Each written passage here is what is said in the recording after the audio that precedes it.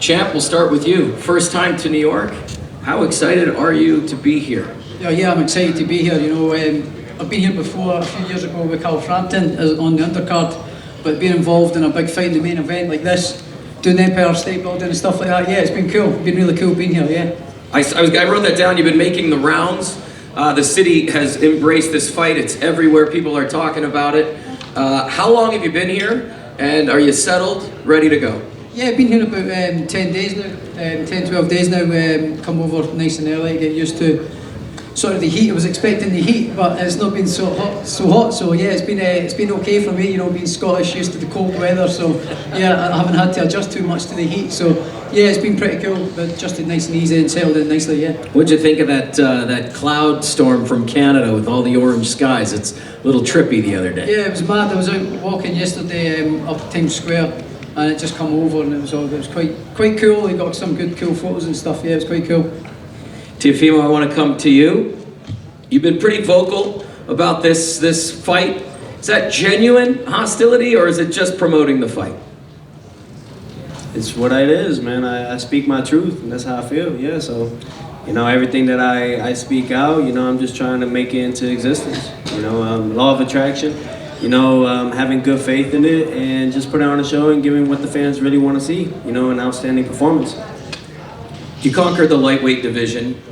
What would it mean to take over the junior welterweight division? Oh, it means everything. I mean, what is the takeover if he doesn't take over the guys that are the kingpin of the division, right?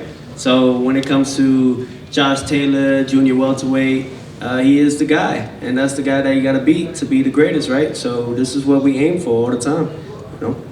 Yeah, Josh, I want to come back to you. Same thing. There's been a lot of talk. You guys have been promoting this fight, and it's gotten nasty at times. Is that genuine, or is this just two really great showmen promoting a fight? No, I think it's a little bit genuine. He says what he means. I mean what I say as well, and so I got that wrong there. But yeah, I say what I mean as well. So yeah, there's a little bit genuine, just dislike here. He's been disrespectful. So yeah, and a lot of words he's said, I'm going to make him pay for on Saturday. So yeah, I can't wait to get in there and get torn amongst them. What do we see Saturday night? Josh Taylor win, that's all. Possibly by KO, nice and early as well. Teo, I want to come to you. What do we see Saturday night? Big smile. Yeah, man, worked my ass off, man. About 11 weeks of camp, this one being 12, but fight week we don't really count. For me, I think it's just really the best version of me that I have yet to see in myself. I question myself because I know I'm greater, and every true artist always does that. We aim for perfection, but there's only one perfect person that's perfect, and that is God. So for me, I think it's just practice makes improvement, and we've improved since my last fight, and we're ready to put on that show, and I think that we will win, most definitely, and I believe that, I'll be two-time world champion. That's dope. I want to ask you the same question. A couple of years since we've seen vintage Teo, and I think you would agree it's been a couple of fights since we've seen vintage Josh. How do you forget about the past appearances that you've both recently had and put on the best possible versions of yourself Saturday night? Start with you, Jen.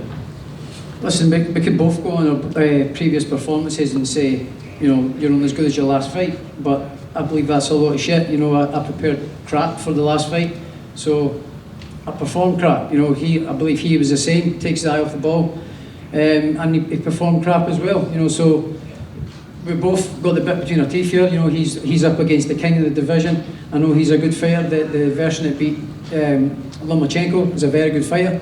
That's the version that I'm preparing for. So it's all about your preparation. And this time I've prepared diligently and to the best of my ability. And you'll see the best of me on Saturday night. Teo, same to you. We want to see that vintage Teo Lopez on Saturday night. Are you there? Fuck yeah, I'm there. Heck yeah, man. I'm excited about this. This is like a dream come true, turning into reality. I mean, what more can you really shoot for? You know what I mean? This guy, no one really has called out Josh Taylor. Who knows why? Maybe because he beat everybody already. So for me, I'm here. I'm here to come in there and take everything that you got. That's what we are. The takeover. Good. Worldwide. It's nice and try. Good. I can't wait till you come and try. Can't wait. Oh, ain't no trying with me, man. Yeah. That's just the thing, though. That's all it's going to be. It's going to Everybody be got a plan till they get punched in the face. Shout out to Mike Tyson. Mike Tyson again. Here we go. Clown. You not got any quotes of your own? I do have one. I just made it up yesterday. I think it says, "Aim for death, for that's where life begins." Ah, okay. Wow. No comment. I think it's a good one. You aim at death, for that's where life begins. Everybody's scared of death. I don't know why. We all gonna die, but at least if I die, I'm dying for something that means something that's gonna last forever. It's what greats are all about. Something that you don't really know. It's what it is, man. Hey, at the end of it all, I'm ready to take over, put on a show for everybody. Listen, it's been a great run. Thank you to Top Rank. Thank you ESPN for the love and support. For myself, this is my 7th year now as a professional, and about to be a 7-time world champion within that time frame. I mean, that's great. At 25 years young, I mean, this is what we're all about, man. Remaking history, making history, and giving the fans and giving the kids, the youth, a good thing to follow on. They need that. They need that motivation to know that they could do it too. The only way you can, there's earth, there's man, and in between that, you bring the realization within yourself from the heavens. Just kick some ass, bro. Champ.